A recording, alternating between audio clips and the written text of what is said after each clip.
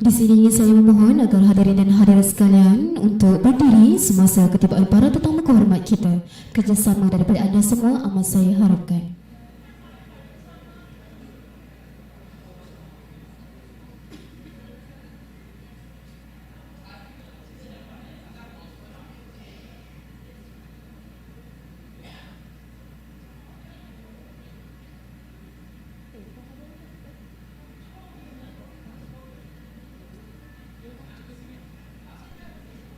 Ganti-ganti.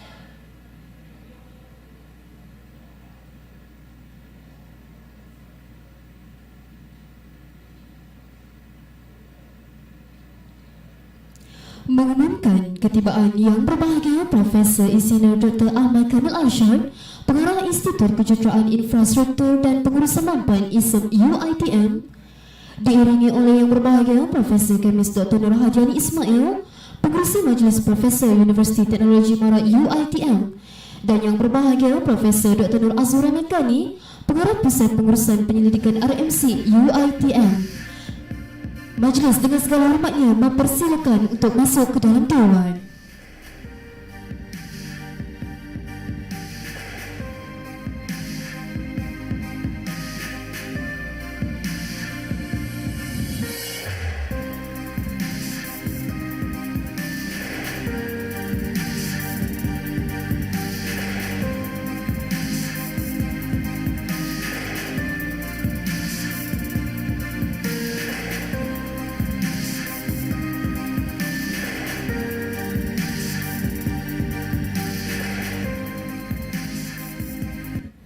Diminta para hadirin untuk kekal berdiri bagi menyanyikan lagu Negaraku dan Wawasan Setia Warga UiTM.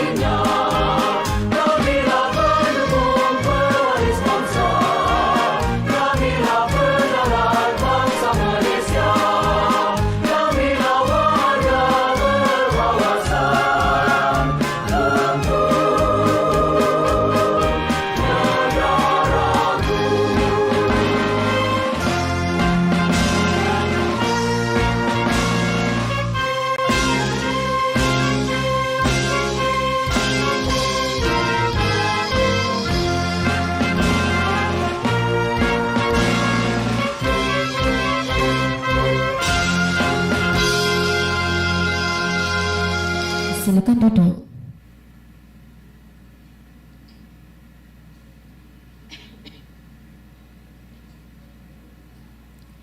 Bismillahirrahmanirrahim. Assalamualaikum dan salam sejahtera. Pembuka kata lidah bicara. Izinkan saya memulakan acara. Semoga majlis disambut ceria. Indah berbalam si awan petang, berarak di celah pohon cemara. Pemanis kalam selamat datang. Awal bismillah pembuka bicara. Selamat datang saya ucapkan ke Majlis Syarahan Profesor dan pertukaran dokumen memorandum persefahaman MOU di antara Institut Kejuruteraan Infrastruktur dan Pengurusan Mampan IIESM UiTM bersama Israq Holding Sendirian Berhad dan Kemaman Bitumen Company Sendirian Berhad. Buat pengetahuan semua hadirin, terdapat dua sesi yang akan dijalankan di dalam majlis pada hari ini. Sesi yang pertama adalah Majlis Syarahan Profesor, manakala sesi yang kedua adalah Majlis Pertukaran Dokumen Memorandum Persefahaman MOU di antara organisasi yang disebutkan tadi. Majlis dengan sukacitanya mengalu-alukan kehadiran yang berbahagia Profesor Kemis Dr. Nur Hadiani Ismail, Pengerusi Majlis Profesor Universiti Teknologi Marat UiTM. Yang berbahagia Profesor Insinyur Dr. AHMAD Kamil ARSHAD, Pengarah Institut Kejuruteraan Infrastruktur dan Pengurusan Mampan IIESM UiTM. Yang berbahagia Profesor Dr. Nur Azura Madkani, Pengarah Pusat Pengurusan Penyelidikan UiTM. Yang berbahagia Dato Teknologis Dr. Haji Ahmad Ruslan Muhammad Rizwan, Mantan Pengarah IIESM. Dr. Nur Hayati Abdul Hamid, Mantan Pengarah IIESM. Seterusnya Encik Tan Sioleng, Pengarah Urusan Israq Holding Sendirian Berhad. Encik Sanjay Grover, Ketua Pegawai Eksekutif Kemaman Bitumen Company Sendirian Berhad.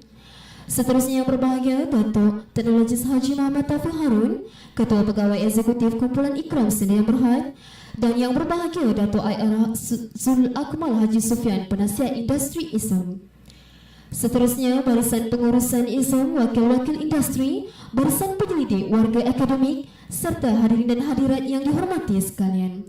Selamat datang saya ucapkan. Buat pengetahuan para hadirin, majlis pada hari ini turut disiarkan secara langsung melalui telesidang khas dari saluran YouTube rasmi Pejabat Timbalan Naib Chancellor Penyelidikan dan Inovasi. Lebat kemiri pohonnya rendah dan terikat tali perkasa. 10 jari kami mendadah memohon berkat Yang Maha Esa. Bagi memuliakan majlis, dijemput Ustaz Haji Mat Idris Haji Abdullah untuk membacakan doa. Dipersilakan.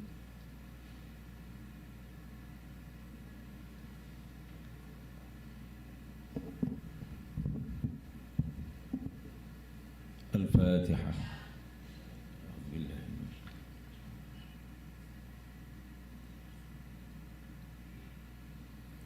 Bismillahirrahmanirrahim. Alhamdulillahilladzi ja'ala al-Islam lil-muslimina nizama wa anzala al-Qur'ana al-Karima dustura lin-nasi wa bayanan wa ja'alhu hikaman wa hukman wa ahkaman.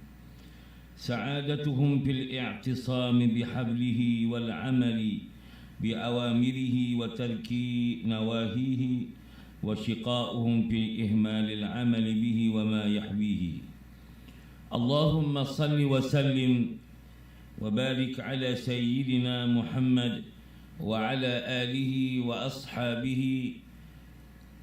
وأصحابه أجمعين. اللهم يا ذا الجلال والإكرام, kami zahirkan sepenuh kesyukuran kami kerana dapat bertemu di dalam Majlis Syarahan Profesor dan Majlis Pertukaran Memorandum Persefahaman MOU di antara UiTM dengan Israq Holding Sendirian Berhad dan Kemaman Bitumen Company Sendirian Berhad 2023. Pada mujua kami memohon ridamu agar diberi kesempurnaan dan rahmat sepanjang majlis ini berjalan dari permulaan hingga ke penghujungnya. Allahumma ya dzal jalali wal ikram, jadikanlah majlis ini sebagai medan usaha kami untuk mempertingkatkan kualiti perkhidmatan agar lebih cemerlang dan gemilang. Restukanlah usaha kami ini dalam mempertingkatkan dan memartabatkan UiTM, memperkasa nilai-nilai murni dalam kehidupan demi kecemerlangan duniawi dan ukhrawi. Dimohon juga agar tidak bersesat atau tersalah langkah, dan semuanya untuk keridaan-Mu dalam melaksanakan Islam sebagai ad-din. Allahumma ya Hafiz ya Raqib. Ya Allah, jauhkanlah kami daripada kejahilan, kesombongan, kefasadan dan kezaliman. Janganlah Engkau menghukum kami atas sikap ingkar sebahagian hamba-Mu yang jauh dari landasan yang benar. Perkukuhkanlah perpaduan kami, pertingkatkanlah produktiviti kami, serta kekalkanlah keamanan dan ukhuwah Islamiah sesama kami melalui medan ini dan keharmonian seluruh rakyat Malaysia serta seluruh umat Malaysia amnya. Kepada-Mu juga kami memohon agar majlis yang diadakan pada hari ini agar dipayungi ridha-Mu yang berkekalan. Allahumma ya Rahman, ya Allah, jadikanlah pertemuan kami pada hari ini sebagai wadah menyatukan hati-hati kami agar terus cekal berjuang membina pasukan yang kokoh dan teguh, menjulang universiti keramat ini agar terus disanjungi dan dihormati. Jadikanlah kami warga yang sentiasa berpegang pada amanah dan janji, melaksanakan tugas penuh integriti dan dedikasi, serta mempamir akhlak mulia setiap saat dan ketika. Allahumma ya dzal jalali wal ikram. Tidak lupa kami memohon keampunan dan doa, munajat buat pemimpin-pemimpin kami, ketua kami, ibu bapa, guru-guru dan juga sahabat, juga muslimin dan muslimat, dinaungi hidayat dan syafaat, kekal bahagia dunia dan akhirat. Allahumma rabbana taqabbal minna innaka antas sami'ul alim, wa tub alaina ya maulana innaka antat tawwabur rahim. Rabbana atina fid dunya hasanah wa fil akhirati hasanatan wa qina adzaban nar. Wa sallallahu ala sayyidina Muhammadin wa ala alihi wa sahbihi wa sallam. Subhana rabbika rabbil izzati amma yasifun wa salamun ala al mursalin walhamdulillahi rabbil alamin. Taqabbalallahu minkum. Amin amin ya rabbal alamin. Terima kasih diucapkan kepada Ustaz atas bacaan doa sebentar tadi. Seterusnya, majlis pada pagi ini diteruskan dengan mempersilakan yang berbahagia Profesor Kamis Dr. Nur Hadiani Ismail, Pengurusi Majlis Profesor UiTM, dan juga mewakili penasihat jawatan kuasa penganjur untuk menyampaikan ucapan alu-aluan dan pengenalan kepada yang berbahagia Profesor Insinyur Dr. Ahmad Kamil Arshad. Dengan segala hormatnya dipersilakan Prof.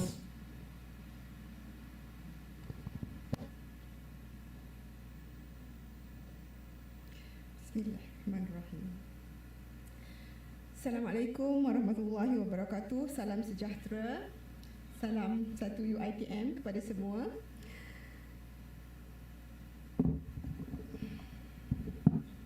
Ya.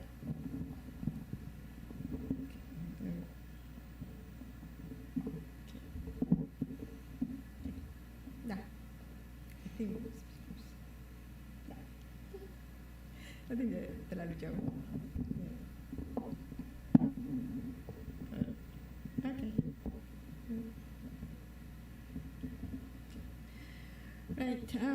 Alhamdulillah, terlebih dahulu marilah kita memanjatkan kesyukuran kehadrat ilahi kerana dengan izin dan kurnianya kita dapat bersama-sama berkumpul pada pagi yang indah ini. Okey, untuk meraihkan satu tradisi akademik yang sangat penting, yang sangat signifikan kepada warga akademik, iaitu mendengar satu syarahan profesor yang akan disampaikan oleh yang berbahagia Profesor Dr. AHMAD KAMIL ARSHAD. Okay. Yang dihormati Profesor, warga akademik, Tuan Puan dan tetamu yang dihormati. Okay. Selaku Pengurusi Majlis Profesor UiTM, saya dengan penuh rasa takzim memperkenalkan seorang peneraju dan figura utama dalam bidang teknologi jalan raya dan kejuruteraan awam, iaitu yang berbahagia Profesor Dr. AHMAD KAMIL ARSHAD. Kita hari ini meraihkan kerjayanya yang luar biasa untuk menghargai sumbangan yang sangat berharga dalam bidang kepakaran beliau. Peranan yang berbahagia Profesor Ahmad Kamil sebagai seorang profesional dalam bidang teknologi jalan raya dan kejuruteraan awam serta sebagai seorang pengarah yang cemerlang di sebuah pusat penyelidikan di UiTM iaitu Institut Kejuruteraan Infrastruktur dan Pengurusan Mampan IIESM adalah amat besar maknanya kepada UiTM. Ketokohan dan kecemerlangan beliau amat kita kagumi, di mana keupayaan dan kewibawaan beliau diserlahkan melalui cara kepimpinan yang sangat dinamik sebagai peneraju dalam bidang penyelidikan dan inovasi di UiTM. Hadirin yang saya hormati sekalian, sebelum saya mempersilakan yang berbahagia Profesor Dr. Ahmad Kamil Arshad, marilah kita mengenali beliau dengan lebih dekat lagi. Izinkan saya membacakan biodata serta sumbangan beliau secara lebih terperinci. Lebih 5 dekad yang lalu, pada tanggal 11 November 1964, seorang bayi telah dilahirkan di Hospital Bersalin Pulau Pinang. Merupakan anak bongsu kepada 8 adik-beradik, beliau telah diberikan nama Ahmad Kamil oleh ayahanda dan ibunda yang tercinta. Ahmad Kamil telah memulakan langkah pendidikannya di St. Xavier's Branch School, Pulau Tikus, Pulau Pinang, dan kemudiannya melanjutkan pelajaran menengahnya di Maktab Rendah Sains Mara, Kulim, Kedah.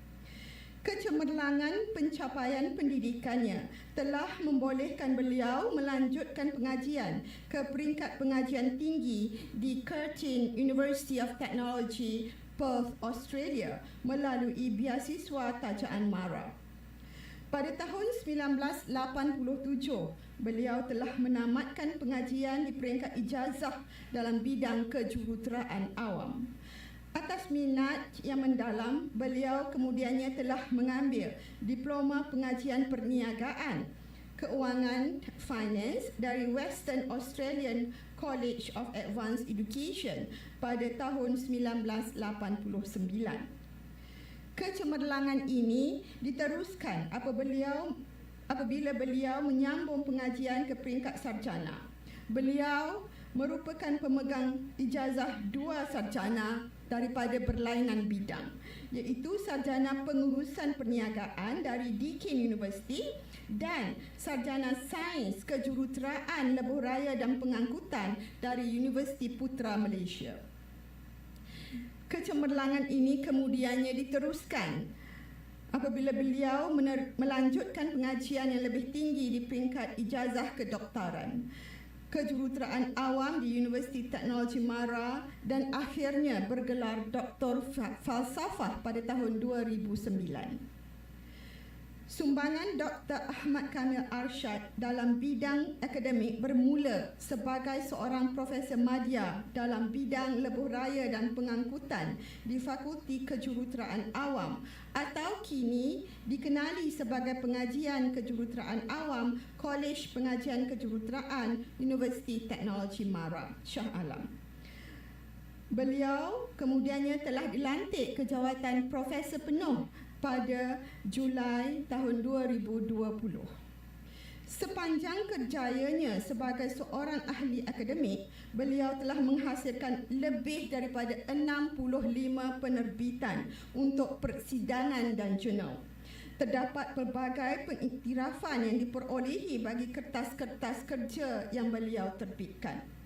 Beliau telah menerima sebanyak 25 projek penyelidikan melalui perolehan geran yang bernilai lebih daripada 1.1 juta ringgit daripada peringkat universiti serta daripada nasional. Penyelidikan semasa beliau tertumpu kepada bahan alsfab, mesra alam dan mampan, reka bentuk, mekanisma dan pemulihan turapan, sistem pengangkutan mampan serta kejuruteraan trafik.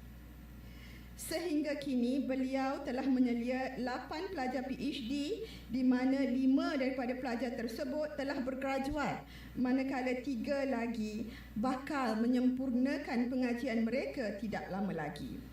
Di perangkat sarjana pula, Prof Kamil telah menggraduatkan 7 orang pelajar. Beliau juga sering dilantik sebagai pemeriksa luar bagi calon-calon PhD dan sarjana daripada universiti-universiti lain yang mencerminkan kepakaran beliau yang diiktiraf di peringkat nasional. Dalam pembangunan kurikulum pula, beliau merupakan pengerusi bagi pembangunan kurikulum sarjana kejuruteraan jalan raya dan ahli bagi program pembangunan kurikulum sarjana dan sarjana muda kejuruteraan rel. Sebagai seorang ahli akademia yang begitu cenderung dalam bidang penyelidikan, beliau telah menyertai serta berjaya memenangi beberapa anugerah inovasi hasil dari penyelidikan yang dijalankan. Antara anugerah yang pernah diperolehi oleh beliau adalah pingat emas dalam pelbagai pertandingan seperti ITEX, MTE serta IIESM. Beliau terus meneroka kecemerlangan dengan membina jaringan industri melalui perjanjian MOU dan MOA. Beliau telah berjaya memeterai 6 MOU bagi pihak UiTM bersama pelbagai syarikat kejuruteraan serta universiti antarabangsa. Di samping itu, beliau banyak menjalankan kerja-kerja konsultasi dalam bidang kepakaran beliau dengan melibatkan pelbagai pihak industri. Prof Kamil juga tidak lokek berkongsi ilmu dan kepakaran beliau melalui jemputan syarahan dari universiti-universiti tempatan, antarabangsa serta jemputan syarahan dari badan profesional kejuruteraan serta industri kejuruteraan. Sebelum menceburi bidang akademik, Prof Kamil merupakan seorang jurutera awam. Dengan pengalaman melebihi 20 tahun, beliau merupakan seorang jurutera profesional berdaftar dengan sijil amalan dari Lembaga Jurutera Malaysia, fellow bagi The Institution of Engineers Malaysia, ahli korporat The Chartered Institute of Logistics and Transportation serta ahli korporat Jalan Raya Persatuan Kejuruteraan Malaysia. Beliau telah berkhidmat dan menyumbangkan kepakaran dalam industri kejuruteraan awam dengan pelbagai organisasi termasuklah agensi kerajaan seperti JKR Malaysia, kontraktor kejuruteraan awam, syarikat pengurusan projek, pelbagai firma perunding kejuruteraan awam, kumpulan jurutera maju dan sebagainya.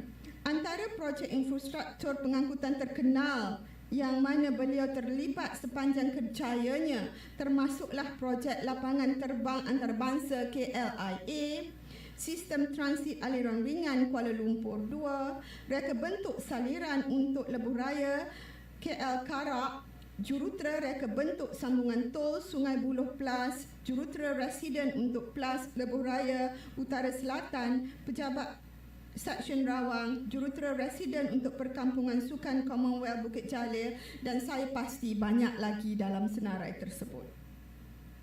Berdasarkan kepakaran profesional beliau, Yang Berbahagia Profesor Dr. AHMAD Kamil Arshad telah dilantik sebagai ahli panel semakan siasatan oleh Menteri Pengangkutan Malaysia. Beliau pernah berkhidmat sebagai ahli Majlis IIESM dan juga mendapat lantikan dalam pelbagai jawatan kuasa tetap Institut Kejuruteraan Malaysia. Keupayaan dan keterampilan kepimpinan Yang Berbahagia Profesor Dr. AHMAD Kamil juga sangat menyerlah apabila beliau diberikan amanah untuk menjawat jawatan sebagai pengarah Pusat Kecemerlangan Institut Kejuruteraan Infrastruktur dan Pengurusan Mampan IIESM UiTM bermula dari tahun 2022 sehingga kini.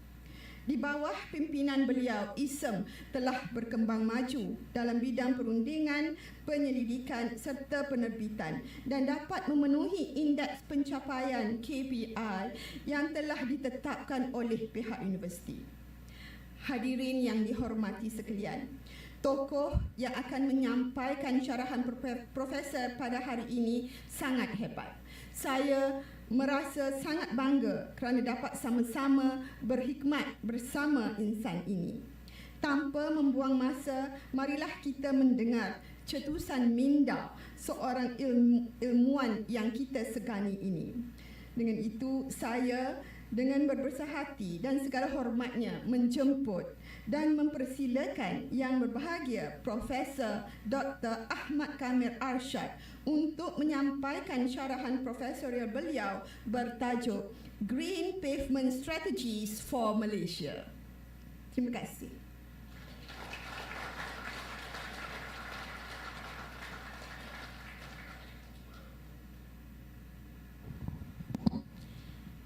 Demikian tadi ucapan daripada yang berbahagia Profesor Kemis Dr. Nurhadiani Ismail. Majlis melakukan jutaan terima kasih, Prof. Sebelum kita teruskan kepada agenda utama kita, mari kita sama-sama saksikan video montaj apresiasi bagi Majlis Syarahan Profesor. Mari sama-sama kita saksikan.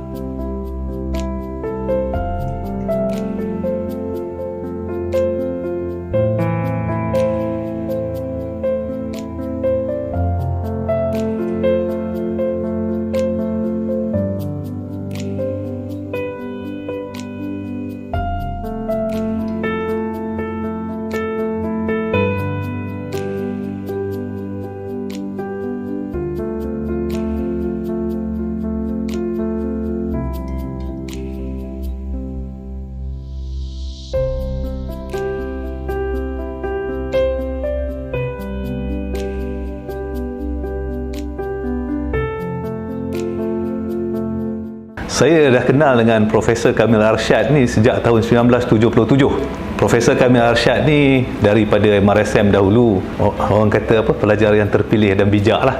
Profesor Kamil Arshad ni salah seorang yang pernah duduk serumah dengan dia juga semasa kami bersama di Australia. Dia ni dah satu-satunya manusia yang saya pernah jumpa dalam hidup saya yang boleh tengok TV pada satu masa 2 channel. Jadi dia ni kalau kita tengok pada situ tu seorang yang very good lah, memang expert lah on multitasking lah orang kata kan, boleh buat 2 benda pada satu masa, dia boleh faham. Kita memang tak faham lah, jadi kita selalunya kalau dia buat kerja tu kita give up, kita cabut je, biarlah dia tengok seorang-seorang. Jadi akhirnya saya tahu sekarang ni dia dah menjadi seorang profesor di UiTM. Dengan itu saya memang ucapkan tahniah lah kepada dia, ya. Dan akhir sekali saya ucapkan semoga Profesor Kamil Arshad terus berjaya dalam hidupnya, ya, dan juga dalam kerjayanya. Jadi ada satu yang saya sangat apa kata orang tu respect akan kebolehan dia tu, because masa final year tu dia being an introvert, dia rasa dia boleh bawa Persatuan Melayu Australia Barat untuk ke depan sebagai leader. And saya agak terperanjat juga dengan wawasan dia. Tetapi saya difahamkan selepas tu memang dia berjaya membawa Persatuan Melayu Australia Barat tu ke hadapan. Congratulations, I give you all the best. Saya doakan Allah bersama-sama kita dan have a good career in front of you. Prof orangnya dia tegas tapi lembut. Dia ada ketegasan dia sendiri dan tapi Prof dia masih boleh dibawa berbincang. Harapan saya semoga Prof diberi kesihatan dan sentiasa dilimpahkan rezeki, dipermudahkan segala urusan. Assalamualaikum Prof. Saya Ikarizan Syafi'i ingin mengambil kesempatan untuk merakamkan ucapan terima kasih kepada Prof atas bimbingan, tunjuk ajar dan motivasi saya sepanjang saya bergelar pelajar PhD Prof dan sehingga sekarang sebagai rakan sekerja. Prof sentiasa menjadi panduan untuk kami, membimbing banyak pelajar dan rakan-rakan sekerja, bantu mereka dalam mencapai matlamat akademik dan juga profesional mereka. Apa yang membezakan Prof. Ahmad Kamil adalah kerendahan hati Prof. Walaupun pelbagai anugerah dan pencapaian telah Prof raih, Prof sentiasa berpijak di bumi yang nyata. Doakan saya meneruskan perjuangan di sini sehebat Prof. Jasa Prof tetap dikenang. Terima kasih Prof. Pada Prof Kamil, ucapan tahniah daripada saya atas kejayaan yang telah Prof capai sehingga kini. Pastinya sebagai pensyarah, sebagai sahabat yang sama-sama berjuang di PKA, kami belajar banyak daripada apa yang telah Prof kongsikan. Saya pasti semua pensyarah menyimpan harapan agar satu masa nanti sampai di tahap yang sama di mana Prof capai sekarang. So jangan lupa didik kami, terus doakan kejayaan kami juga agar dapat menelusuri apa yang telah Prof lalui. I've known Professor Kamil since the last 20 years when he was in HCM engineering.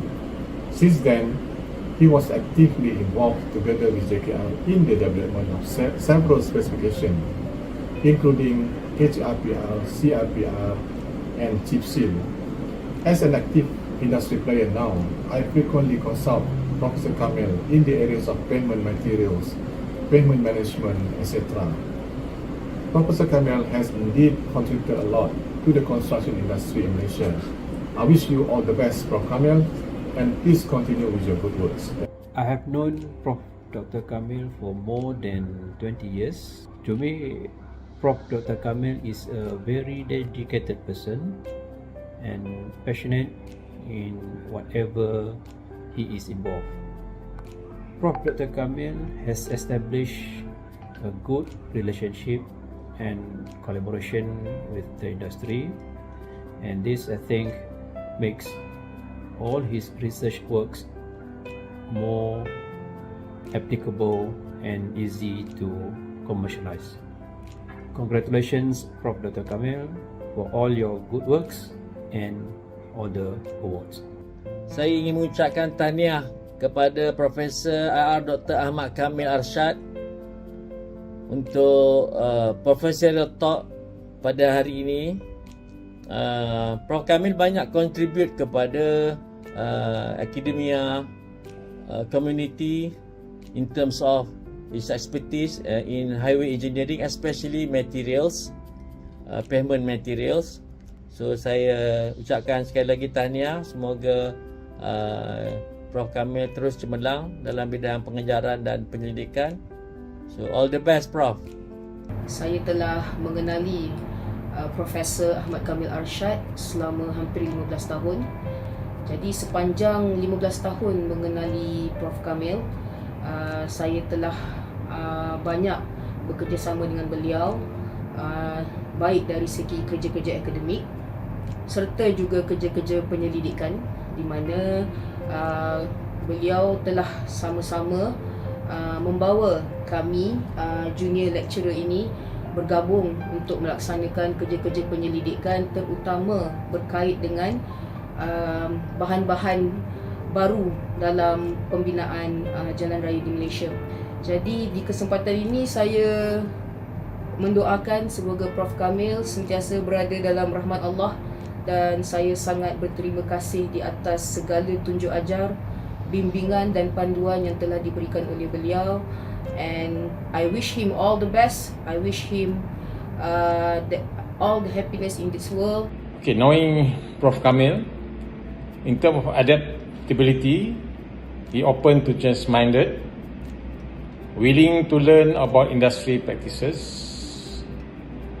and in terms of communication skill, he able to translate complex academic concept into practical, real-world application that industry professional can understand.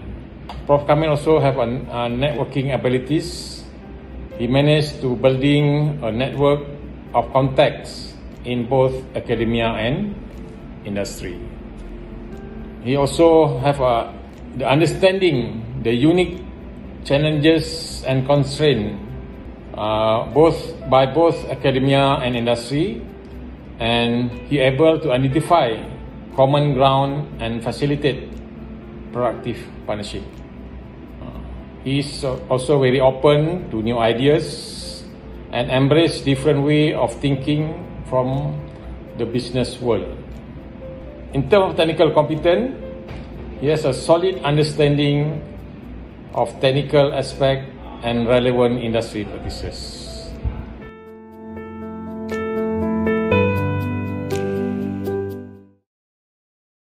Terima kasih di atas tayangan video apresiasi yang begitu menarik itu tadi.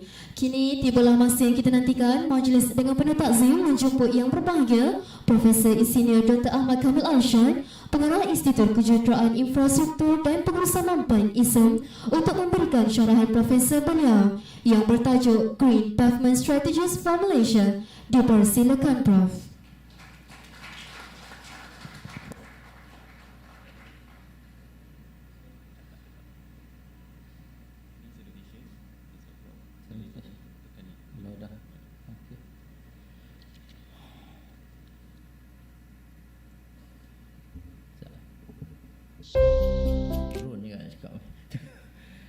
Okay. Assalamualaikum warahmatullahi wabarakatuh and good morning to everyone.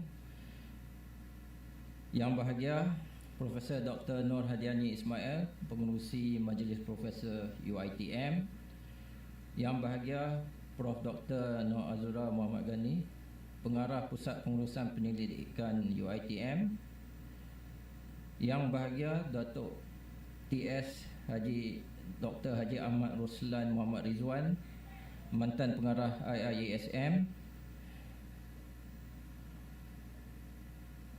Yang berhormat Dr. Nur Hayati Abdul Hamid, Mantan Pengarah IIESM. Yang berhormat Encik Tan Siao Ling, Pengarah Urusan Isrock Holding Sendirian Berhad.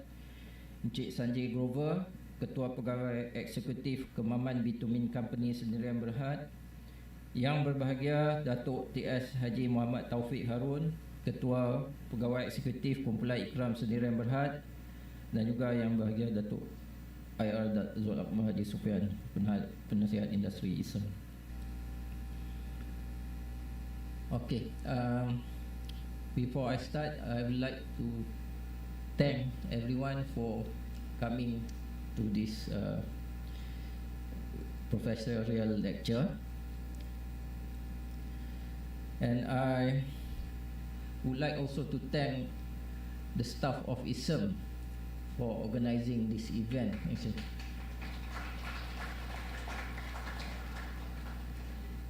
So they have been very, busy since yesterday. Actually this lecture is dedicated to the staff of IIESM also.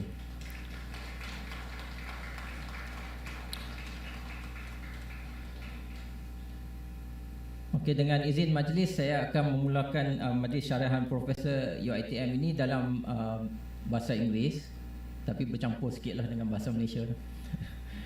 Okay, my professorial lecture is on actually titled Green Pavement Strategies for Malaysia. It's not a new topic, but there are some new innovations which we can include in the topic. Next. Okay, this will be the outline of my talk. I have 8 areas to go. I hope it can be completed within 40 minutes. Okay. So it's about 5 minutes for each section. Okay. Next.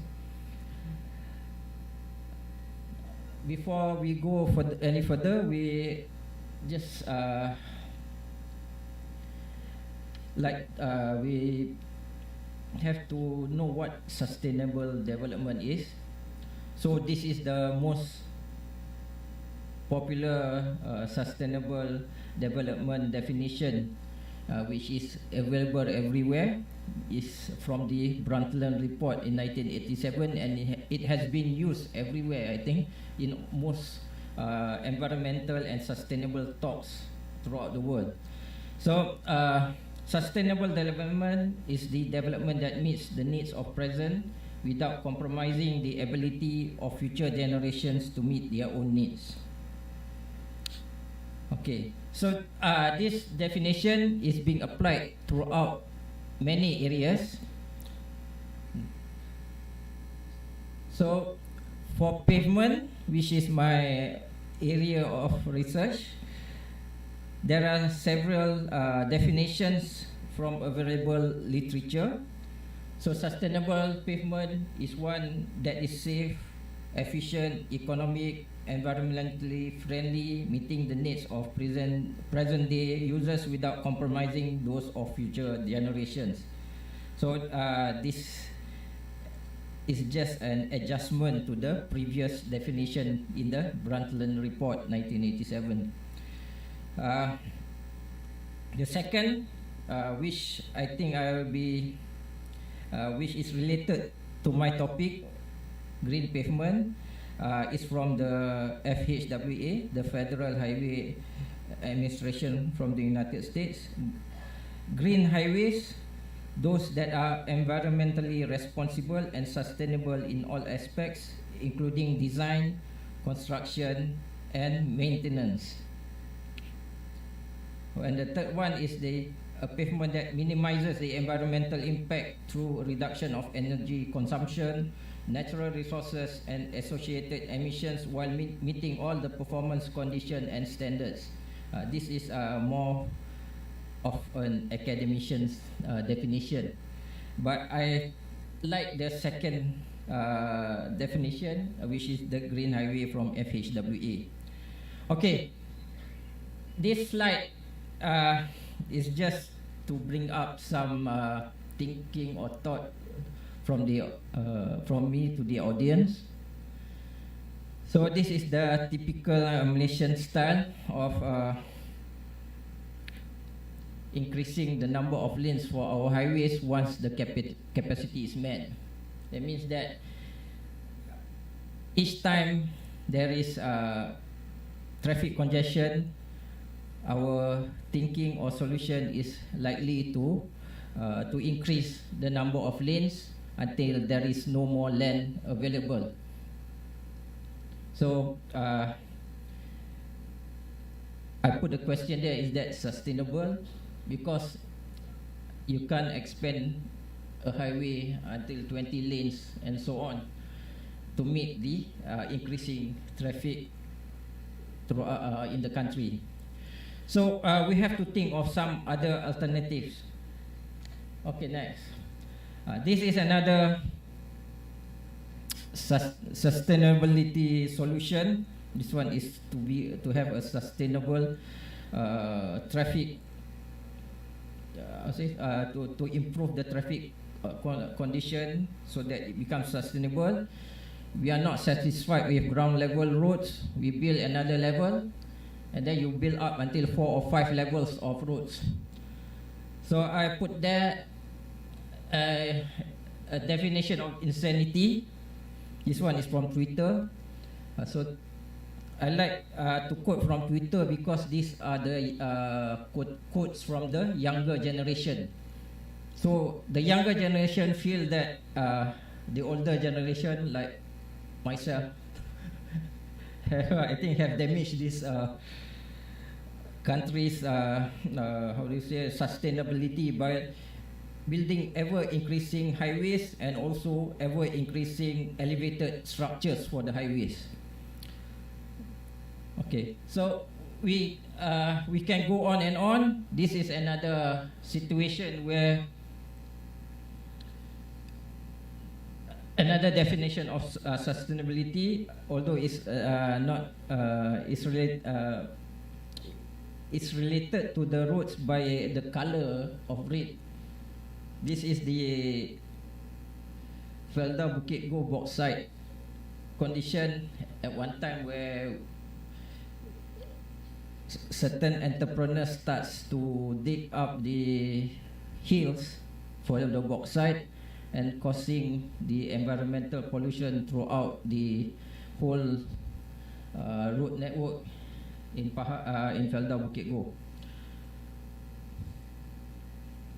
Okay, so these are some of the bad examples of sustainability. Okay, this next slide shows what is happening in certain places. For example, in this one is in Germany.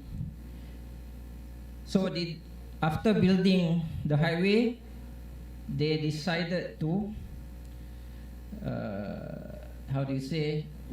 take the highway out and build a more environmentally friendly road with greens around the area. So after you build up the road, you destroy the road and you build another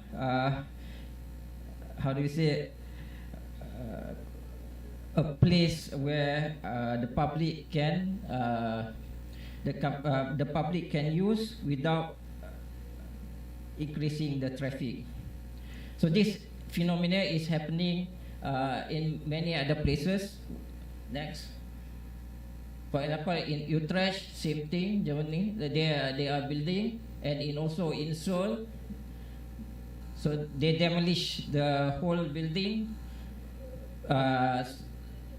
and do a much better environmentally friendly pedestrian walkway with rivers and green along the area.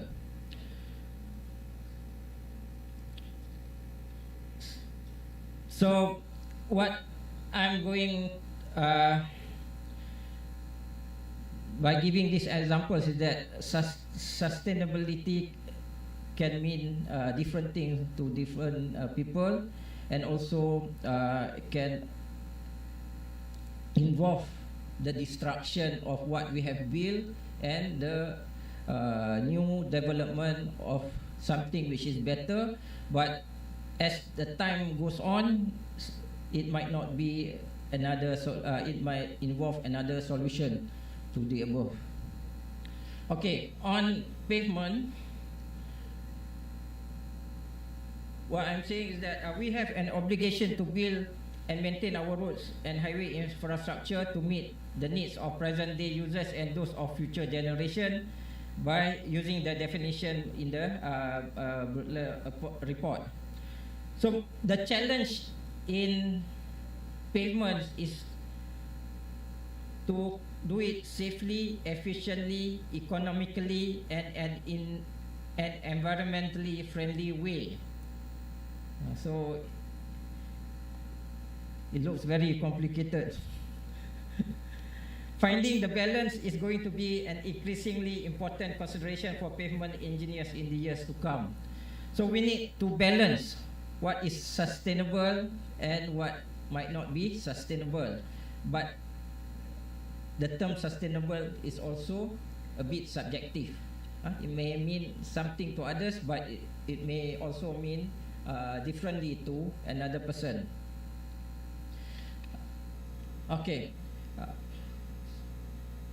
So in this lecture, I will give some what have been done, some ideas which have been implemented and been done at other places for the sustainability in pavement.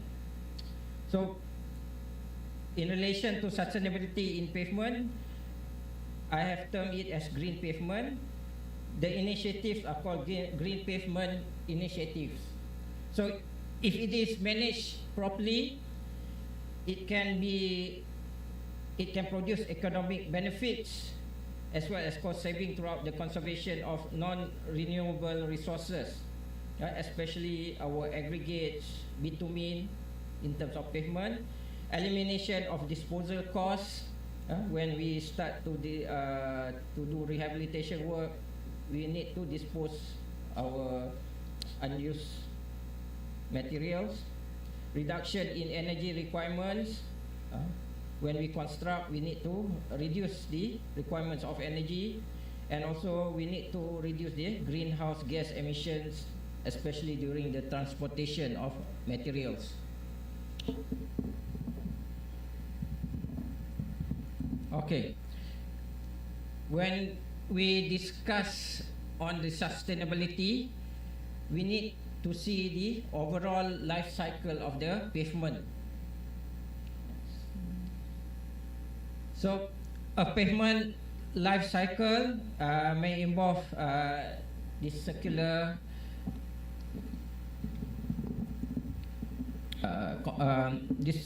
process. First is material production for the pavement. You design the pavement, construction, use the pavement, preserve, maintain and rehabilitate the pavement, and then at the end of the life you can recycle back some of the materials into pavement production. That's why it's a circular type of process. So sustainability must be considered in all phases of pavement life cycle. Next. So briefly, the life cycle which sustainability must be considered involve the following: materials production. So activities involved in the acquisition of materials such as the crushed aggregate and bitumen. In pavement design, we need to consider the structural and functional requirements, the information on the subgrade, traffic, climate for design, and also selecting and specifying materials which is suitable for the traffic and climate which is being used. Next. Okay, and another cycle is the construction. The processes and the equipment associated with the construction of the pavement. We must also consider the sustainability concepts. And finally, when we are using it, pavement characteristics that affect vehicle energy consumption and also emissions, as well as the surrounding environment. And after being used, we need to maintain. So we need to apply sustainable treatments to the existing pavement which slow down the rate of deterioration.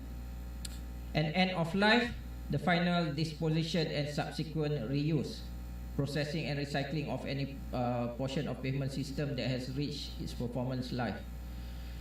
Okay, so in all, we have to consider all the stages of the life cycle of the pavement in obtaining the sustainability for the pavement. Okay, next. Why we need to consider green pavement or sustainable strategies for the road pavement? There are some existing pavement with existing flexible pavement. For example, flexible pavement are impervious, so it contributes to the flooding and erosion from the rain, from the runoff on the pavement. It also plays a part in the contamination of our water supply system by collecting oil, gasoline and other pollutant as it washes into the neighborhood streams and rivers from our roadside drain. Okay. Another problem is that our flexible pavement is normally black or dark grey, so it absorbs heat. So in urban areas, there is a lot of build up of roads with this black color and also dark grey color. This contributes to the creation of heat island. That means areas around the roads are much warmer than its surrounding. And then another reason why we need to consider is that the production of asphaltic concrete requires a lot of energy and resources, and it also requires energy for the transportation of delivery at construction sites. So basically what I'm saying is that why we need to consider sustainability is that there is in construction of pavements and its uses, it requires a lot of energy to construct, and also to transport the materials to the construction sites. So how do we overcome this? Okay, so there are certain concepts for a pavement to be sustainable. The material should be durable throughout its life. That means it can last long, and also it can be recycled. And then apart from bitumen, we also need to consider alternative binder materials if available. Currently there is some alternatives in the market, which I will talk later. Next, the energy required also for the production of asphaltic concrete needs to be lowered or reduced. And finally, when maintenance or rehabilitation is required, in situ recycling should be a primary consideration. Okay, so these are the concepts which we should follow when we are constructing sustainable pavement. So some of the next slide, we will discuss some of these green pavement initiatives, what have been done to make to have some to add some sustainability concept into pavements. So it includes material, use of alternative materials such as bioasphalt and light colored pavement. In design, we can improve it through perpetual pavement using mechanistic design, and also use of permeable pavement. In construction, we can use warm mix asphalt and cold mix asphalt. And in maintenance, we use pavement recycling. Okay, this will be actually the bulk of my lecture.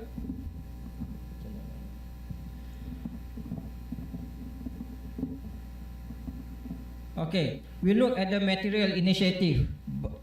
So there are three: bioasphalt, light colored surfacing, and recently what is called phase change materials. Okay, an alternative to bitumen is bioasphalt. It's made from non-petroleum based renewable resources. This can include sugar molasses from foods, rice, corn and potato starches, natural tree and gum resins, natural latex rubber and vegetable oil, lignin, cellulose, and all sorts of materials which we can process to produce a bonding agent which is similar to bitumen. Okay, most of these alternative materials are created by using thermochemical processes called fast pyrolysis. For example, corn stalks, wood waste, and other types of biomass, which are quickly heated without oxygen. It produces a liquid bio oil that can be used to manufacture fuels, chemicals, asphalts, plus products such as biochar to enrich soils. So example is by Avelo. This is a process by Avelo, which produces alternative asphalt called bioasphalt. Next. So in France, I think Colas has produced it in 2004, which is called Vegicol. And then Shell also have another alternative bitumen, which is called Fluorophalt. Next. So this can be found easily in the internet. There have been field applications of this bioasphalt, for example in Shell and also in Vegicol in France. Next. And some other examples include Geo 320 from Australia, and also replay from soya beans. No? So there's a lot of alternatives from how do you say, different naturally available materials. Next. This is from a wood-based product of bioasphalt, which is called a plant-based lignin. It's being constructed in Netherlands, I think quite recently in 2021. So these are some available alternatives to bitumen, which are plant-based and also naturally occurring materials. But this needs to be through a process. Normally it's called fast pyrolysis. Okay, next. Okay, we have just covered just now regarding urban heat island, UHI, which is the increase in the areas where there are build up of roads in an urban, especially in an urban area, due to the dark colored surface of asphalt or bitumen, which absorb heat and also therefore increases the temperature of the surrounding area. So when it is hot, you tend to increase the air condition and reduce the temperature. So the easiest way is to plant more trees at the surrounding areas. But mostly in urban areas, this has not been practical, especially in Malaysia, because currently there is a lot of storms around, so they tend to chop or remove the trees in the urban areas. So what alternatives we have? We can use light colored surfacing. Okay, white or lighter shades of grey has significant impact on how much heat is absorbed and consequently radiated back into the air. So to control the heat island effect, that means to reduce the temperature, lighter shades of paving material and planting trees should be considered for implementation in urban areas. So if you look here, you can see that in urban areas it is about 3 to 5 degrees higher than the outskirts of the or the rural areas. So you can see the increase due to the build up of the road pavements. So to reduce that, normally this is shown in the what you call reflectivity coefficients. So a lighter material has a more higher reflective coefficient, therefore it doesn't absorb the heat and reflect back to the atmosphere. A black colored material such as asphalt absorb heat and cause the increase in temperature. So one way is to apply light colored surfacing to the asphalt materials. Next. Okay, you can see here most areas have car parks which are black in color. Next. So if you apply some lighter colored surfacing, you can reduce the temperature. This is a school parking area in the United States where they experimented with the use of nano colored surfacing, which reduced the temperature by about a few degrees. Okay, next. Okay, apart from trees and light colored pavement, for the academic world, research has been increasing on this phase change material. These are substances that absorb and release thermal energy during the process of melting and solidifying. That means when you mix this compound or you apply the compound into the asphalt mix, it absorbs the heat from the asphalt, making it much cooler. So it doesn't absorb the heat and increase the temperature, the surrounding temperature. These are called phase change materials. Research is increasing on these phase change materials, but there are some problems on this phase change material. Is that it absorbs heat. As it absorbs heat, it maintains the heat. Therefore, if it is in the asphalt tend to get softer, producing ruts. So there need to be further investigation on these phase change materials, because it tends to soften the asphalt material. So this thing is ongoing at the universities, and hopefully they will find some solution on how to absorb the heat but without affecting the asphalt material by softening it. Okay.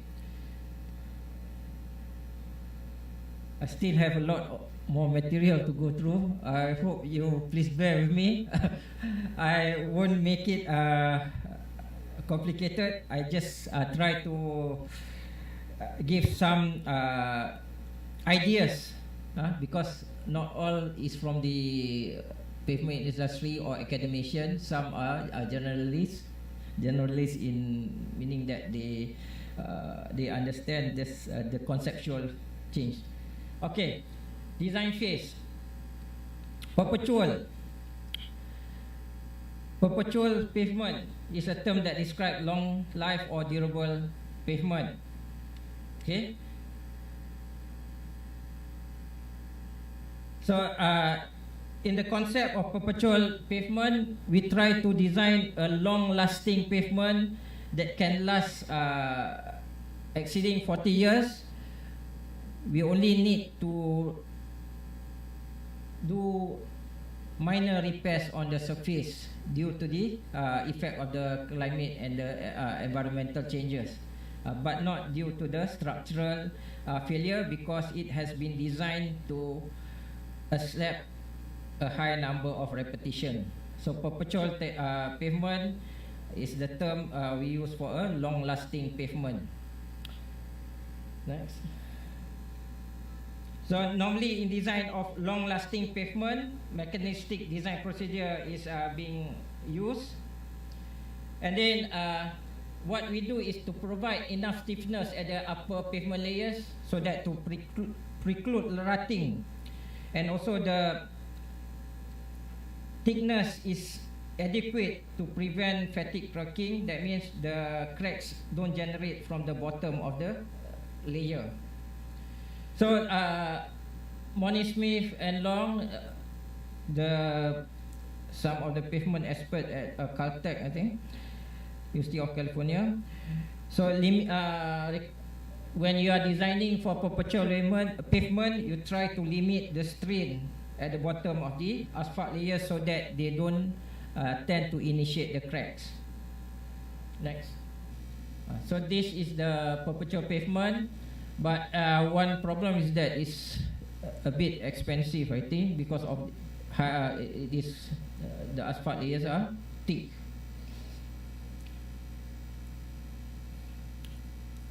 Okay, next. A bit on perpetual pavement also. What is unique on perpetual pavement that it is provides durable and long-lasting roadway. So no major repair is required except for the surface of the pavement. So and then another thing is that the asphalt is recyclable, providing further cost saving and environmental benefits. Okay, next. Permeable pavement. Permeable pavement is a paving system that allows water to infiltrate through the pavement in order to provide more accurately reflect the pre-development hydrologic cycle. What we do is try to control the flooding in the area, but by using this permeable pavement. Okay, next. The idea that stormwater enters through pores of the pavement and is stored in voids that exist in the layer of aggregate until it can percolate through the ground. And permeable pavement is more suited to car parks and standing areas where the pavement strength and performance are not critical. Okay, we look at the permeable pavement next. So this is the typical permeable pavement at the car parks. Okay. So some of the problems of permeable pavement include clogging of the pores, which require frequent maintenance. So research and development on higher strength permeable pavement that are suitable for highways and heavily trafficked areas are still in progress in terms of how to remove this clogging of the pores. Okay, next. We go into construction phase. There are two types of sustainable materials which can be used: warm mix asphalt and cold mix asphalt. So what warm mix do is that they are produced at a lower temperature than the conventional asphalt, hot mix asphalt. Normally about 30 to 100 degrees Fahrenheit or 16 to 55 degrees Celsius lower than the typical hot mix asphalt. Okay, next. So there are many types of different processes for warm mix asphalt. Some is foam asphalt, mineral additive, organic additive, and chemical based methods. So these are some which is available in the market. I believe maybe Plus is considering the use of warm mix asphalt in the projects. I think they are trying to use this in trial run. Okay, some of the benefits of warm mix asphalt is that cost savings by using less fuel for heating, cleaner working environment, safer working environment, the possibility of retaining workability of the mix after long haulage, and possibility of placement in cooler weather. Okay, next. So for example, you can see that hot mix is produced at a high temperature, say about 155 degrees Celsius, and warm mix at 110. The fume emission also is much lower for the warm mix asphalt. Next. Okay, cold mix. Cold mix asphalts are used as emulsion, that is mixed with aggregate at normal ambient temperature. So we don't need to apply additional heat, so we conserve the energy. Okay, and also there is little hydrocarbon emission, thus reducing the atmospheric production. Okay, next. So most of this polymer modification has also been included in cold mix asphalt for the use of emulsion. Last time it's not because of that. Now we have also latex modified cold mix asphalt. So why we need to consider cold mix asphalt is because at remote sites we can use the materials without heating. So that is an advantage, especially in very remote rural areas. And then another advantage is the safety for workers. cold mix asphalt is much safer than the hot mix asphalt because of its lower temperature. Okay, next. Okay. Emulsions or cold mix asphalt now are much used for surface maintenance only. So it does not. There is not much construction of wearing costs in Malaysia because of possibly of durability problems, particularly due to the presence of moisture in the aggregate, which may cause the lack of bonding and emulsion and aggregates. So further research for its application as wearing costs in Malaysia should be also considered. Okay. Next. Okay. We go into another maintenance and rehabilitation phase. Pavement recycling.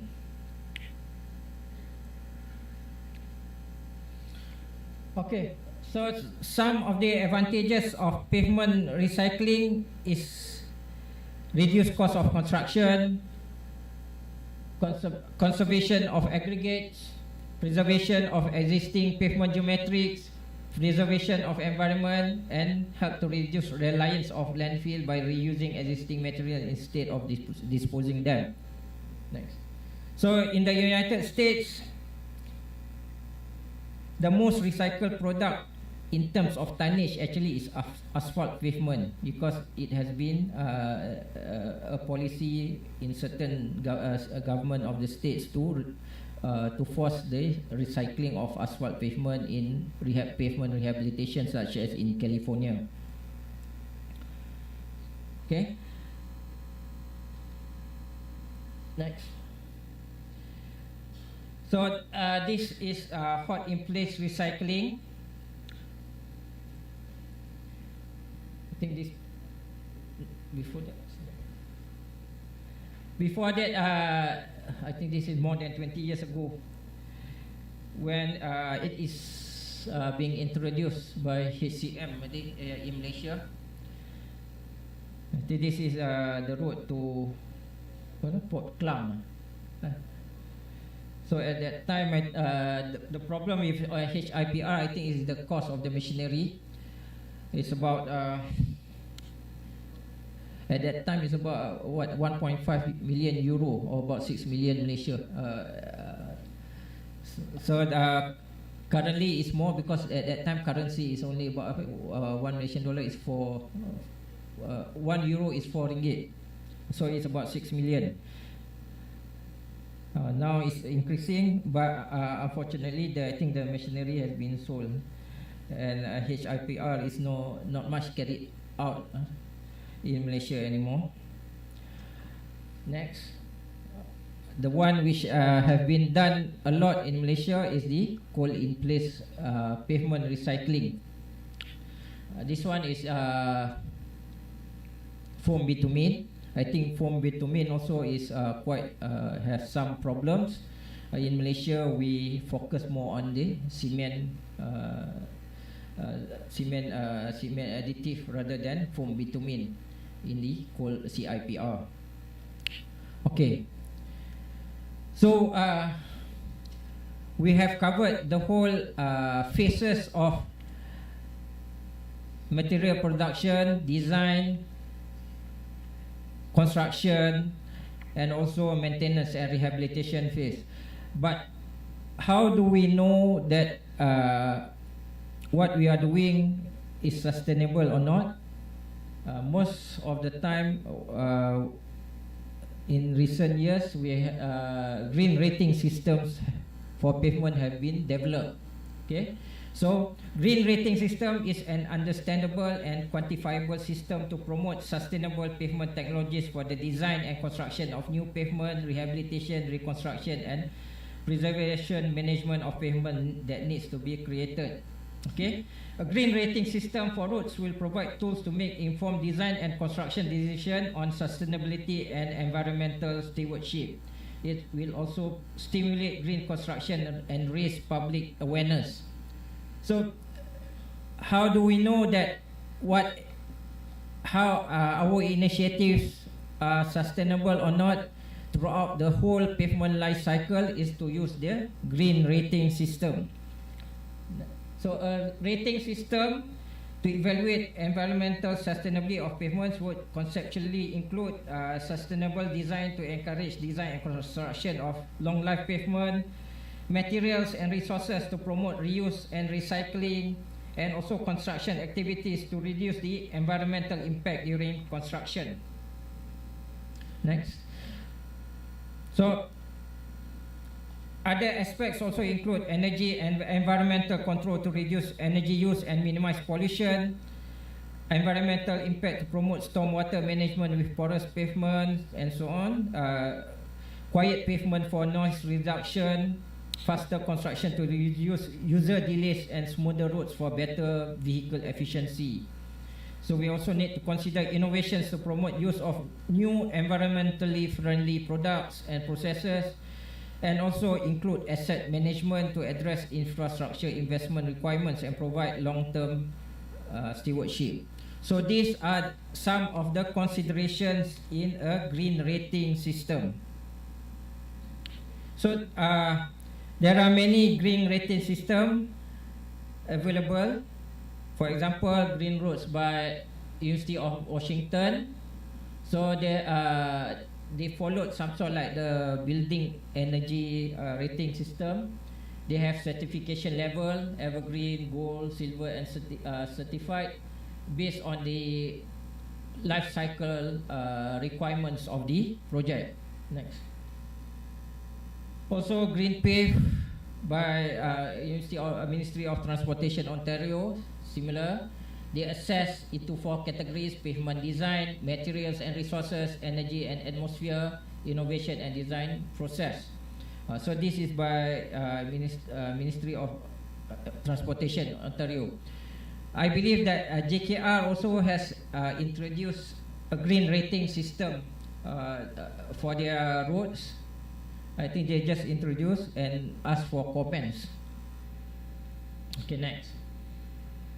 Okay, we have gone on the whole literature of green pavement. So what I would like to finish this lecture is on what research has been carried out at UiTM on green materials for pavement. Okay, so this is the last area to be discussed. So at IIESM and Faculty of Civil Engineering, we have done some of this research. One mix asphalt with wrap, latex modified asphalt mixers with wrap, nano silica modified asphalt mixers, asphalt emulsion mixers, and asphalt mixers using fibers. There are other things also, but I just like to discuss these 5 areas.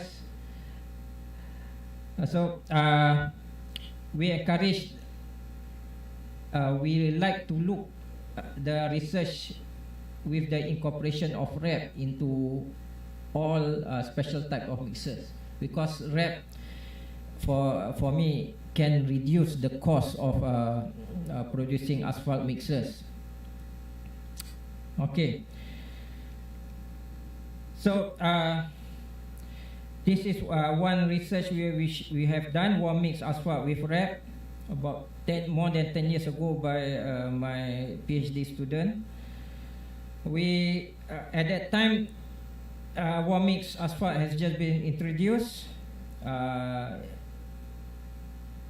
The additive we use is Sasobit, and at that time the Petronas I think opened a company to sell this Sasobit, but there was a lack of response, and therefore I think it closed after a couple of years only. But we managed to get some samples of the one mix asphalt additive Sasobit, which is then being researched, and we found that it can reduce the mixing and compaction temperature substantially lower than hot mix asphalt. But as one mix asphalt requires the additive, Sasorbate additive, it increases the price. So by incorporating REP, you have two things. First, you can save some cost on new materials, and another thing is you conserve the use of aggregates, which is being reused. Okay, so what we found is that test results showed that there is no substantial differences in volumetric properties, stability, and stiffness, and so on. So it met the TSR requirement. Also, we found that normally for Sasorbate is also enhances the rust resistance of the bitumen. Next. So this is our this is some of the findings. So the TSR is very high also, and also we use up to 50% REP, I think, SASO 50%. We investigated the use of from 30 to 50%. So the higher use of REP needs more care, because some of the properties, when you put higher content of REP, the properties might not be homogeneous. So you need more care in the mix design. At lower REP content, say below 20%, it doesn't affect much of the properties, and for me it can be directly incorporated into the new asphalt mix. Okay, next. Latex modified mixes with REP. Okay, I think in Malaysia we have encouraged the use of latex modified asphalt, but we use kaplam, rubber asphalt mix. But this one, latex modified asphalt mixes, we got assistance from KBC to obtain their liquid latex, which is being produced commercially. So liquid latex, I think is is much better because of its homogeneity with bitumen. It mixes better with bitumen because it doesn't form clumps and so on. So polymers using latex is used to increase the performance of asphalt mixes. But normally polymer modified asphalt is always much costlier or much more expensive than conventional asphalt. So you need to find ways to reduce. So the use of REP can reduce part of the increase in cost. So that is why we prefer to do laboratory investigation on by combining REP and latex modified asphalt. Next. So what we found is that use of NRL modified bitumen together with about 25% REP can provide a cost-effective solution to increase the performance of the hot mix asphalt. So we can also see improvements in stiffness as depicted in the resilient modulus, and also in the rutting by using dynamic creep test results. Okay, next. Okay, about what year is this? In 2023. About 8 to 10 years ago, there is a hype on nanomaterials. What are nanomaterials? Is materials with one dimension of nanometer scale, which is 1 billion of a meter, 10 to the minus 9 meter. So a lot of nanomaterials have been investigated by academicians and universities. Nanoclay, nanotube, nanofiber, and so on. We also followed the trend. My student Khairi Azman did study on nanosilica. So next, nanosilica when added can increase resilient modulus value and reduce rutting depth because it produces a much stiffer material, as shown in the next slide. But I think its application in the field is quite rare, I think.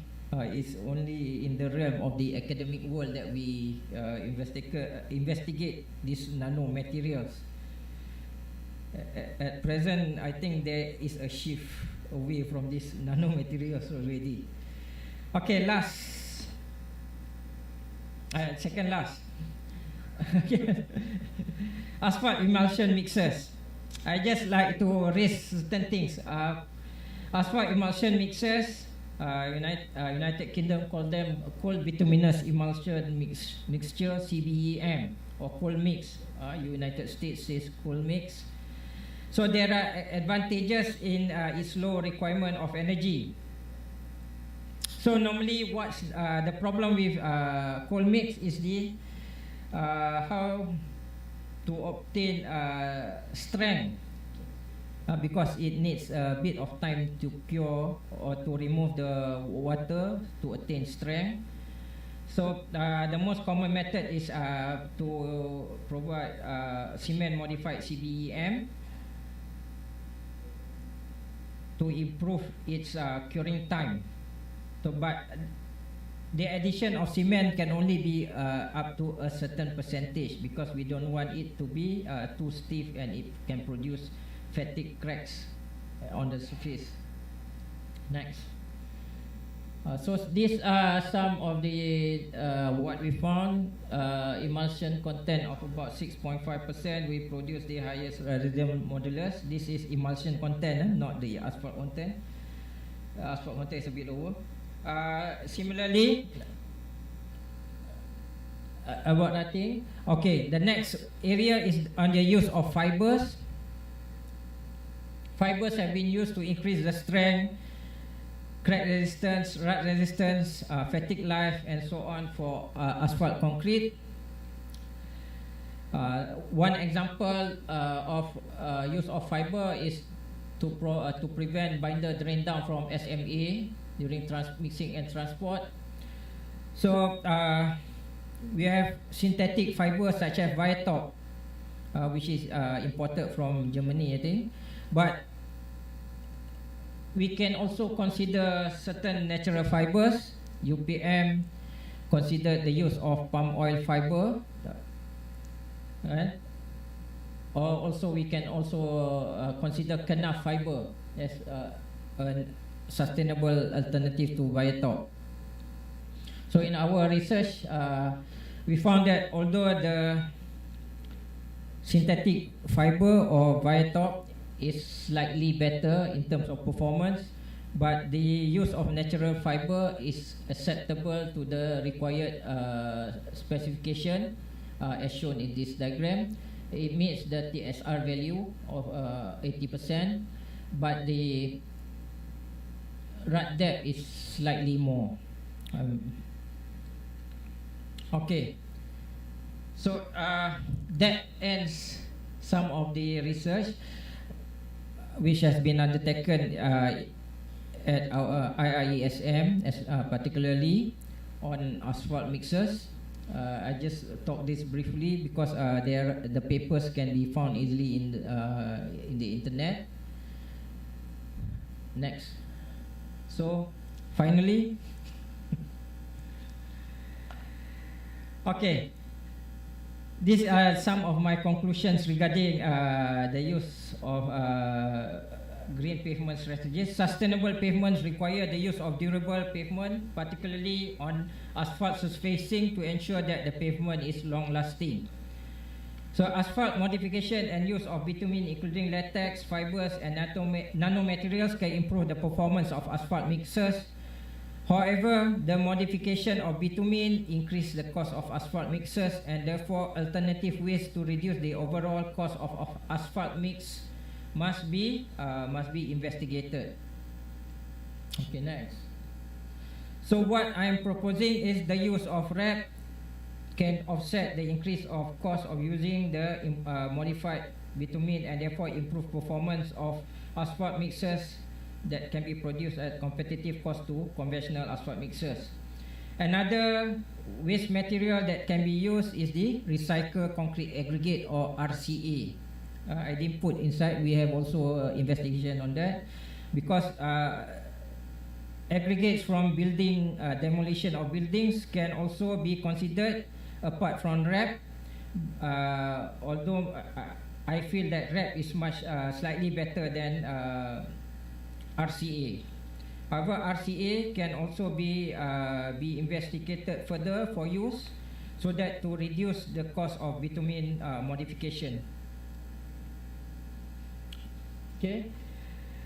The need to maintain existing highways and preserve our existing resources have led to technological innovations that can be incorporated in all phases of highway design, construction and maintenance.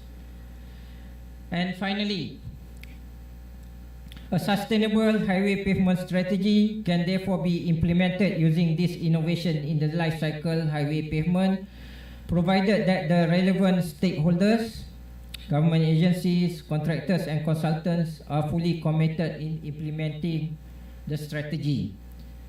So we need to agree on certain on this life cycle implementation of strategies by all parties, so that the implementation can be successful.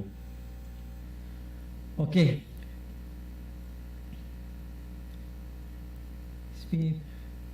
With that, I would like to end my lecture. I think it's about 20 minutes past the estimated time of 40 minutes. I think 1 hour I have spent. I would like to thank everyone for attending my lecture. Finally, I hope it gives some, I would say, some eye-opening on the use of materials at different stages of the life cycle to improve the sustainability of pavement. With that, thank you. Thank you everyone for listening to my lecture. And after this, please enjoy your lunch. Thank you very much. Mari sekali lagi sama-sama kita berikan tepukan yang gemuruh kepada yang berbahagia Profesor Insinyur Dr. AHMAD KAMIL ARSHAD. Majlis merakamkan ribuan ucapan terima kasih Prof. Demikian berbahagia Prof untuk kekal di atas pentas dan dijemput yang berbahagia Profesor Kemis Dr. Nurhadiani Ismail, pengurusi Majlis Profesor Universiti Teknologi Mara, untuk naik ke atas pentas bagi sesi gimmick dan penyerahan cenderamata.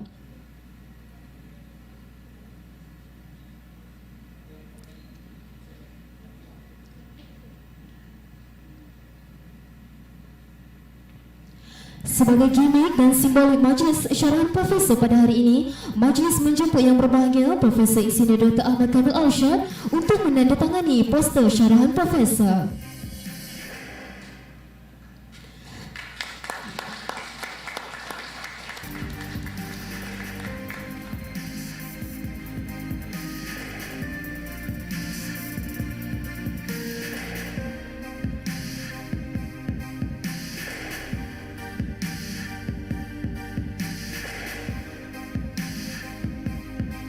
Seterusnya dipersilakan yang berbahagia Profesor Insinyur Dr. AHMAD KAMIL ARSHAD untuk menyampaikan cenderamata kepada yang berbahagia Profesor Kemis Dr. Nurhadiani Ismail, pengerusi Majlis Profesor Universiti Teknologi Mara UiTM. Dipersilakan.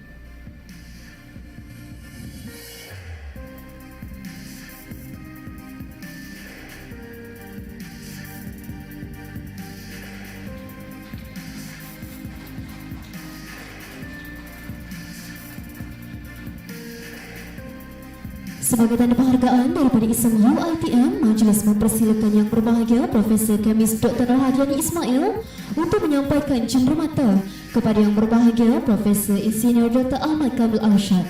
Majlis mempersilakan.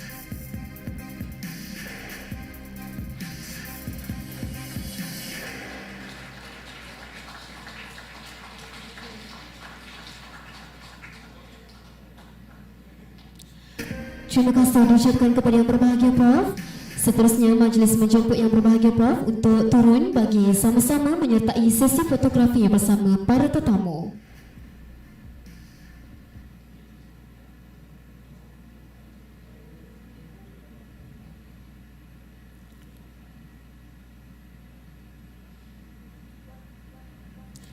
Jadi para hadirin diminta bersedia untuk kita mengambil gambar, boleh memandang ke bahagian hadapan pentas.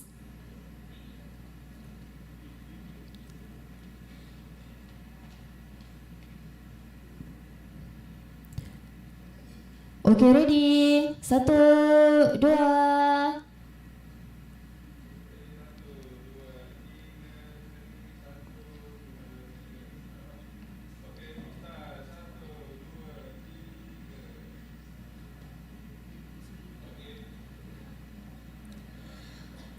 Terima kasih diucapkan kepada semua. Majlis seterusnya meminta izin laluan bagi tayangan video-video industri. Dipersilakan.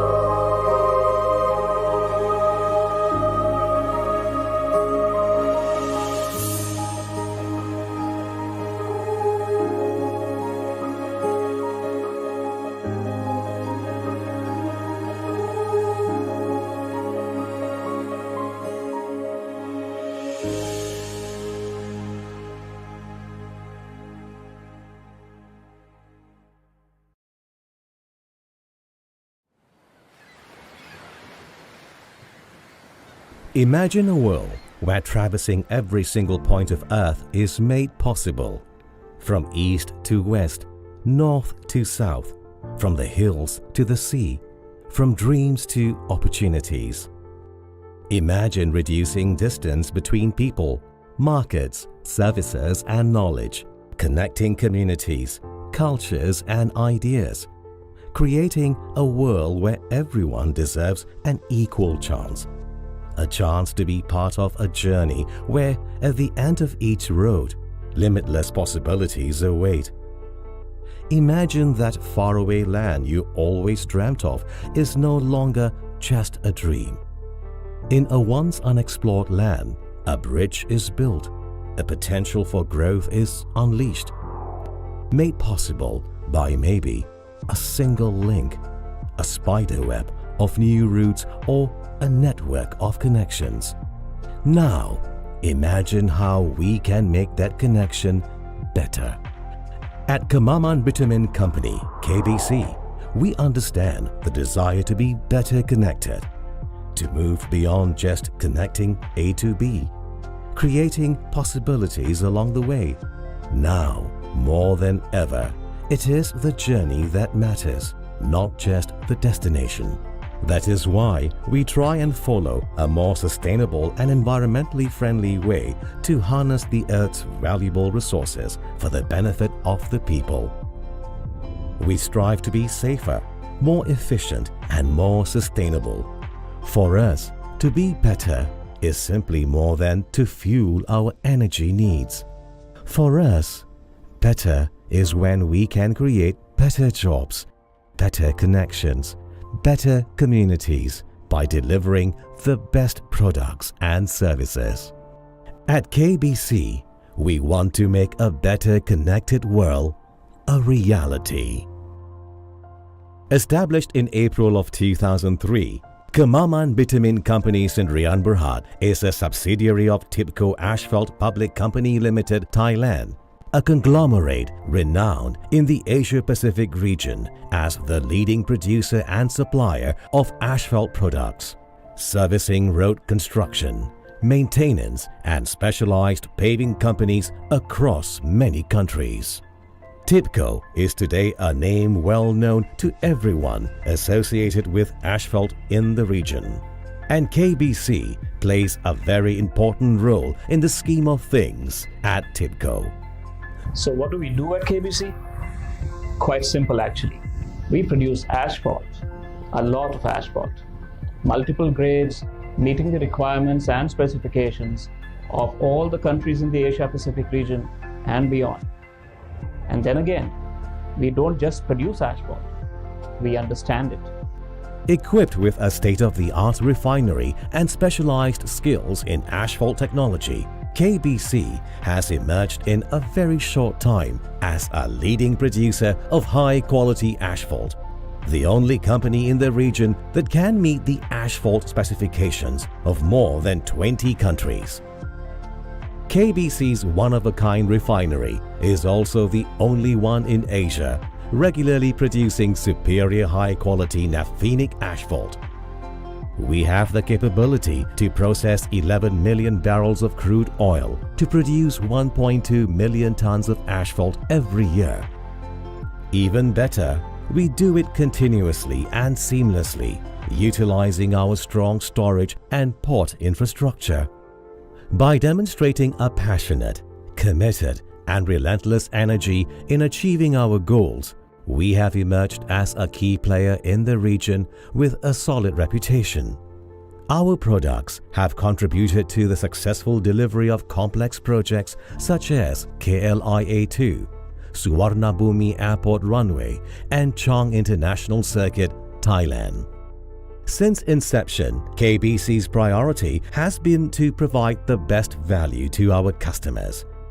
We believe in the core values of our group and always rely on them to remain at the forefront of the asphalt industry in Malaysia and the region. As a key player in the industry, one of our strengths is providing end-to-end solutions to our customers. We have access to technical support from the TIPCO R&D Center in Bangkok and COLAS Central Laboratory in Paris, sharing a common purpose and working without borders to overcome each other's challenges. We are also supported by TIPCO's fleet of 12 ocean-going vessels and are ready to bring asphalt right to the doorstep of our customers. To us, better also means continuously improving ourselves. We therefore keep investing in upgrading our capabilities and infrastructure, from debottlenecking of the refinery to the new state-of-the-art distributed control system, the refurbishment of our storage tanks, to new improved pipelines. We keep looking at ways to make our operations more reliable, economical, and environmental friendly. The marine loading arms we have installed at our jetties ensure that cargo loading and unloading operations can take place at a much faster rate and, at the same time, are safer and more environmental friendly. Conversion of our furnaces and fired heaters to operate on cleaner, more efficient natural gas was another step towards minimizing our carbon footprint and reducing emissions, as were the new scrubbers and wastewater treatment facility. To us at KBC, it's about minimizing the exposure and maximizing the opportunity. Little wonder then that the KBC refinery is crossing ever new milestones of safety in operations. Ultimately, it's all about people. Everything we do is aimed at improving lives, and we can do that in more ways than one. KBC works with and for the people of Kemaman as part of the community, as a good neighbor, and we receive their affection and support in full measure. At KBC, we believe roads are the lifelines of a country, and we are proud to be partners in the success of our customers, their countries, and their people. A dream is built upon energy, igniting an explosion of desire within to explore the unknown. We have come a long way, but the journey is yet to end. We have so much more to learn and so many unknown routes to traverse. We will continue to devote our time to seek for betterment, to strive for excellence, to aim for transcendence, to push beyond the boundary further than we have ever done before. Technology has given us the ability to change the world, and we're dedicated to make a difference by connecting the world, not someday, but now. As you make that journey home, think of the unwinding smooth freeway that connects you to your next big adventure, to that job you've always been waiting for, to the comfort of your home, to the warm embrace of your loved ones, and imagine how we can make that.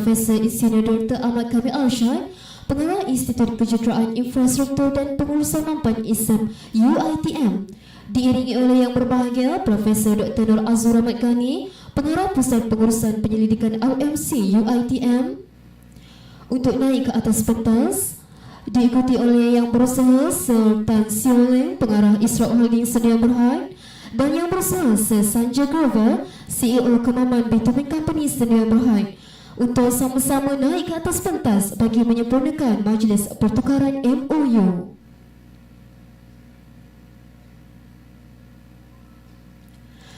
Semua pertukaran MOU dimulai dengan pihak IIESM UiTM dan Israq Holding Sedia Berhad. Dipersilakan.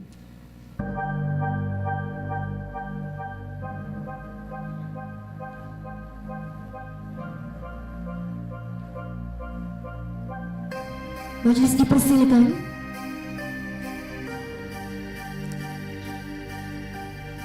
Hadirin-hadirat diminta untuk memberi tepukan yang gemuruh di atas pertukaran MOU ini.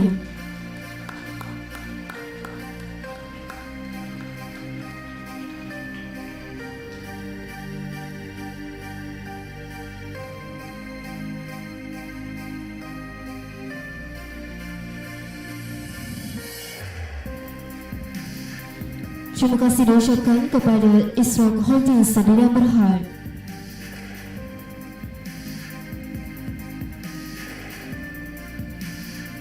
Seterusnya, simbol pertukaran MOU di antara IIESM UiTM dan Kemaman Bitumen Company Sedia Berhad.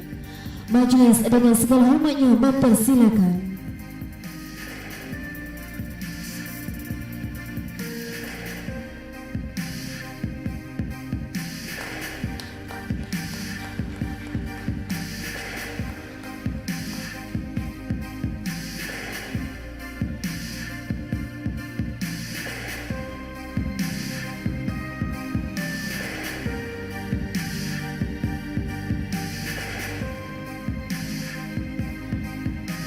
Terima kasih diucapkan kepada semua difkahormat. Diminta semua difkahormat untuk terus berada di atas pentas bagi menyempurnakan penyampaian cenderamata sebagai tanda penghargaan.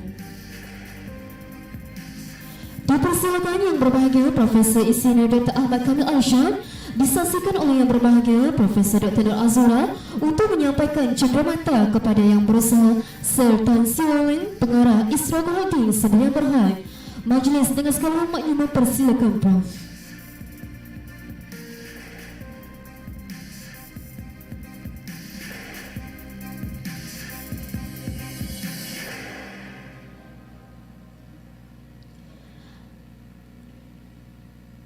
Dipersilakan pula Yang Berusaha Sir Tan Sioleng untuk memberikan cenderamata kepada Yang Berbahagia Profesor Insinyur Dr. Ahmad Kamil Arshad.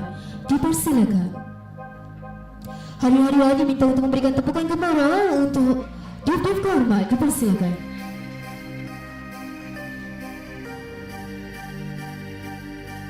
Terima kasih diucapkan kepada Sir Tan Sioleng. Majlis sekali lagi dengan segala hormatnya menjemput Yang Berbahagia Profesor Insinyur Dr. Ahmad Kamil Arshad untuk menyampaikan cenderamata kepada Yang Berusaha Sir Sanjay Grover, CEO Kemaman Bitumen Company Sdn Bhd. Majlis mempersilakan.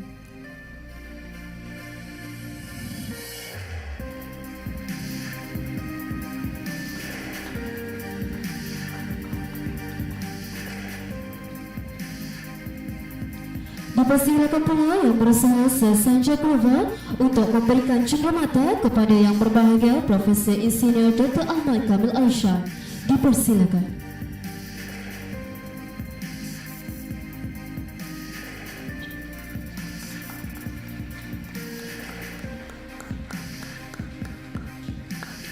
Majlis merakamkan setinggi-tinggi ucapan terima kasih buat semua difkahormat.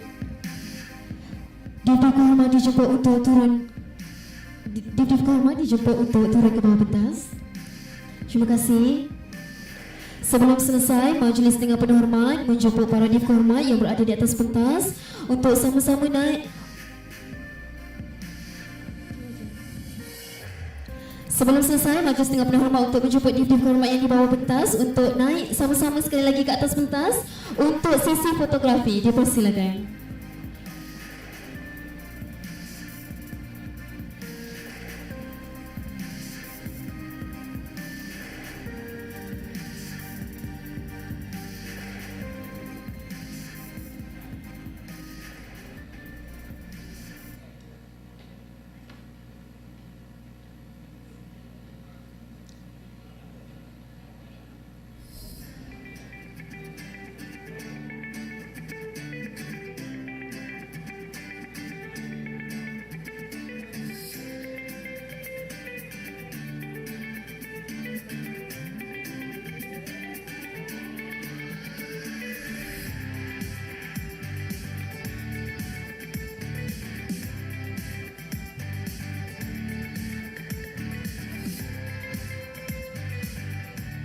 Terima kasih diucapkan kepada semua difkahormat.